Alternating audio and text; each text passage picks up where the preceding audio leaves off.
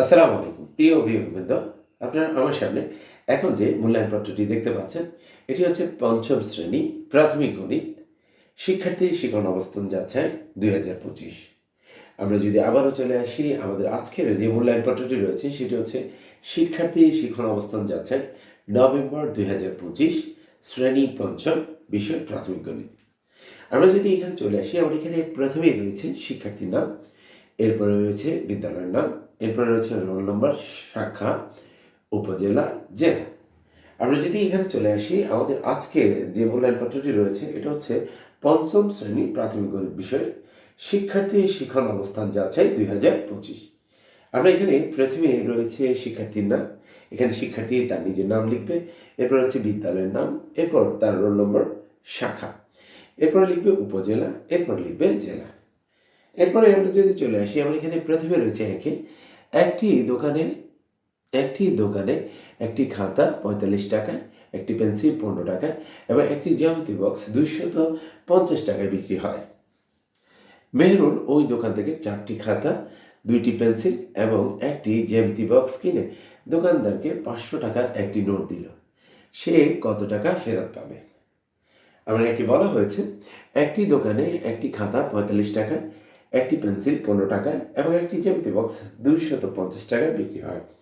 দোকানদার মেহরুন ওই দোকান থেকে 4টি খাতা, 2টি পেন্সিল, একটি জ্যামিতি বক্স কিনে দোকানদারকে 500 টাকার একটি নোট দিলেন। সে কত টাকা ফেরত পাবে?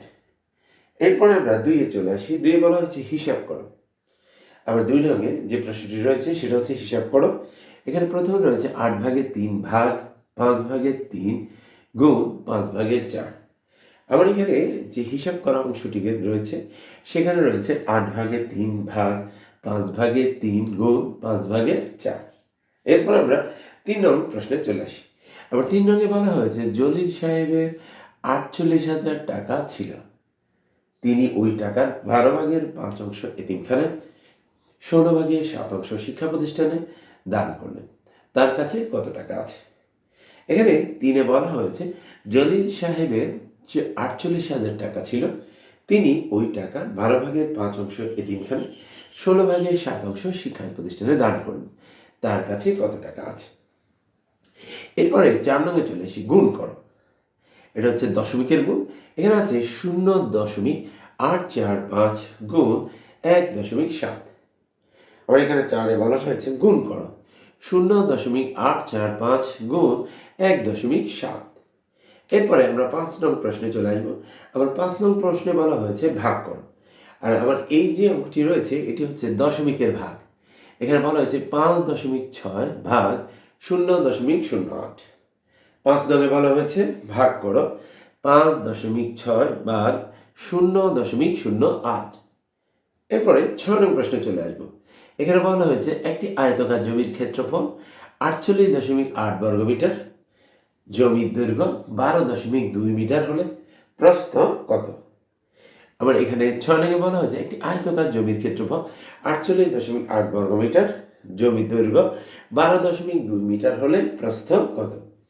এরপর আমরা 7 নং প্রশ্নে চলে আসবো। 7 নং প্রশ্নে বলা হয়েছে একজন দোকানদার একটি বাক্সের 25টি কমলার মধ্যে 3টি কমলার উপর ওজন মেপে যথাক্রমে 335 গ্রাম, 320 গ্রাম ও 371 গ্রাম পেল।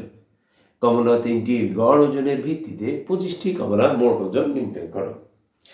7 নংয়ে যে প্রশ্নটি রয়েছে এখানে রয়েছে একজন দোকানদার একটি বাক্সের 25টি কমলার মধ্যে থেকে 3টি ওজন করে মেপে যথাক্রমে 335 গ্রাম, 320 গ্রাম ও 371 গ্রাম পেল। কমলা 3টির গড় ওজনের ভিত্তিতে 25টি কমলার মোট ওজন নির্ণয় করো।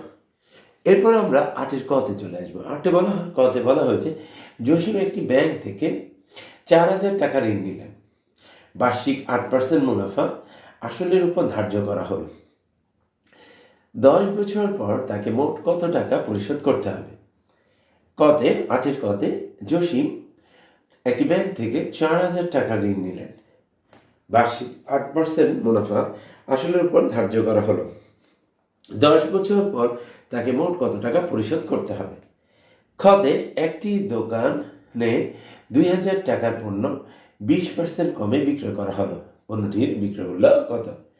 খতে একটি দোকানে ২,০০০ টাকার পণ্য ২০% কমে বিক্রি করা হলো। পণ্যটির বিক্রয় মূল্য কত? এরপরে আমরা ৯ নঙে চলে আসি।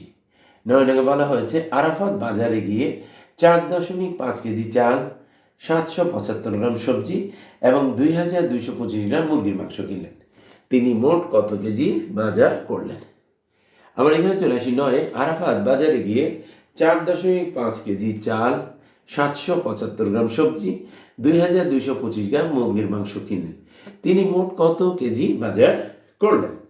এরপরে ১০ নং প্রশ্নে চলে আসি। ১০ নং প্রশ্নে বলা হয়েছে একটি আয়তাকার ফুটবল মাঠের প্রস্থ ৭৫০ মিটার, এর ক্ষেত্রফল ৯,০০০ এর হলে এর দৈর্ঘ্য কত মিটার? ৮ নংয়ে ১০ নংয়ে বলা হয়েছে একটি আয়তাকার ফুটবল মাঠের প্রস্থ ৭৫০ মিটার, এর ক্ষেত্রফল ৯,০০০ এর হলে এর দৈর্ঘ্য কত মিটার? এরপর ১১ নংয়ে চলে আসি। ১১ নংয়ে বলা হয়েছে কতে অপরাহ্ন ৪টা ৩০কে ২৪ ঘন্টার সময়সূচিতে প্রকাশ করো। আমি আবার বলছি ১১ কতে বলা হচ্ছে অপরাহ্ন ৪টা ৩০কে ২৪ ঘন্টার সময়সূচিতে প্রকাশ করো। এরপরে আমরা ১১ খতে চলে আসি। এখানে বলা হয়েছে ৭টা ৩০কে ১২ ঘন্টার সময়সূচিতে প্রকাশ করো। এরপর আমরা আমাদের মূল্যায়ন পদ্ধতির পরবর্তী পৃষ্ঠায় চলে আসবো। আমার এখানে ১২ নঙে রয়েছে ডান পাশের আয়তলেখে কল্যাণদী সরকারি প্রাথমিক বিদ্যালয় ৫ম শ্রেণীর শিক্ষার্থীদের ভর্তি ও ওজন সম্পর্কিত তথ্য দেওয়া আছে। আমার এখানে বলা হয়েছে ডান পাশের আয়তলেখে, মানে আমরা এই ডান পাশের আয়তলেখাতে কল্যাণদী সরকারি প্রাথমিক বিদ্যালয়ে ৫ম শ্রেণীর শিক্ষার্থীদের, এখানে কি ৫ম শ্রেণীর শিক্ষার্থীদের ভর্তি ও ওজন সম্পর্কিত তথ্য দেওয়া আছে।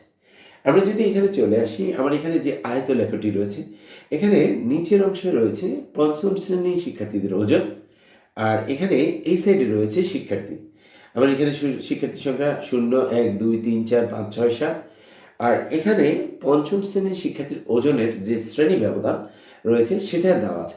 এখানে আছে ২০ থেকে ২৪, ২৫ থেকে ৯, ৩০ থেকে ৩৪, ৩৫ থেকে ৩৯, ৪০ থেকে ৪৪, ৪৫ থেকে ৫০। আমরা যদি এখানে চলে আসি, আমার এখানে যে আয়তলেখাটি রয়েছে এটা হচ্ছে কল্যাণদী সরকারি প্রাথমিক বিদ্যালয়ের ৫ম শ্রেণীর শিক্ষার্থীদের ভর্তি ও ওজন সম্পর্কিত তথ্য। আমার এখানে একে বলা হয়েছে ওই বিদ্যালয়ের ৫ম শ্রেণীতে কতজন শিক্ষার্থী রয়েছে। আমার এখানে একে বলা হয়েছে ওই বিদ্যালয়ে ৫ম শ্রেণীতে কতজন শিক্ষার্থী রয়েছে। এরপর আমরা ২-এ চলে আসব। ৪০ থেকে ৪৪ শ্রেণী ব্যবধানে শিক্ষার্থীর সংখ্যা শতকরা কত? আমার এখানে যে আয়তলেখাটি রয়েছে এবং এই আয়তলেখের যে তথ্যগুলো রয়েছে তার ভিত্তিতে আমি একে বলা জানতে চাওয়া হয়েছে ওই বিদ্যালয়ে মোট ৫ম শ্রেণীতে কতজন শিক্ষার্থী আছে। তাহলে আমি এখানে শিক্ষার্থীর সংখ্যা আয়তলেখে যেগুলো আছে এগুলো হিসাব করে উত্তরটি দেব। এরপরে ২-এ বলা হয়েছে ৪০ থেকে ৪৪ শ্রেণী ব্যবধানে শিক্ষার্থীর সংখ্যা শতকরা কত। আমার এখানে ৪০ থেকে ৪৪ পর্যন্ত এখানে যে আয়তলেখাটি আছে সেখানে শিক্ষার্থীর সংখ্যা যে উল্লেখ করা আছে সেই সংখ্যার ভিত্তিতে আমি শতকরা হার নির্ণয় করব। এরপর আমরা ১৩ নঙে চলে আসি। এখানে বলা হয়েছে ৩.৫ সেন্টিমিটার ব্যাসার্ধের একটি বৃত্ত আঁকা এবং অঙ্কিত বৃত্তের ব্যাস, ব্যাসার্ধ ও চাপ চিহ্নিত করা। আমার এখানে ১৩ নঙে বলা হয়েছে ৩.৫ সেন্টিমিটার ব্যাসার্ধ। আমার ব্যাসার্ধ হচ্ছে কত? ৩.৫। তাহলে আমার ব্যাস হচ্ছে কত? ৭ সেন্টিমিটার। তাহলে আমার টোটাল যে বৃত্তটি এটার এক প্রান্ত থেকে আরেক প্রান্তের দূরত্ব, অর্থাৎ আমার ব্যাসে কেন্দ্রগামী যে ব্যাসের দূরত্ব হবে ৭ সেন্টিমিটার আর ব্যাসার্ধ হচ্ছে কত? ৩.৫ সেন্টিমিটার। এখন আমি এরকম একটি বৃত্ত আঁকবো এবং অঙ্কিত বৃত্তের ব্যাস আমি কি করব? ব্যাস, ব্যাসার্ধ ও চাপ চিহ্নিত করব। আমার এখানে ৩টি জিনিস চিহ্নিত করতে বলা হয়েছে। একটা হচ্ছে ব্যাস, ব্যাসার্ধ, জ্যা। তাহলে প্রথমে আমি চিত্রটি আঁকবো। এরপরে কেন্দ্রগামী জ্যাকে আমি ধরবো ব্যাসার্ধ। এবার কেন্দ্র থেকে পরিধি পর্যন্ত যে দূরত্বটা সেটা হচ্ছে কেন্দ্রগামী জ্যা হচ্ছে ব্যাস, তারপর হচ্ছে কেন্দ্র থেকে পরিধি পর্যন্ত এটা হচ্ছে ব্যাসার্ধ, এবং আমি কি করব? একটি বৃত্তের পরিধির উপর আমি একটা চাপ অঙ্কন করব যেটা জ্যা আমি চিহ্নিত করব।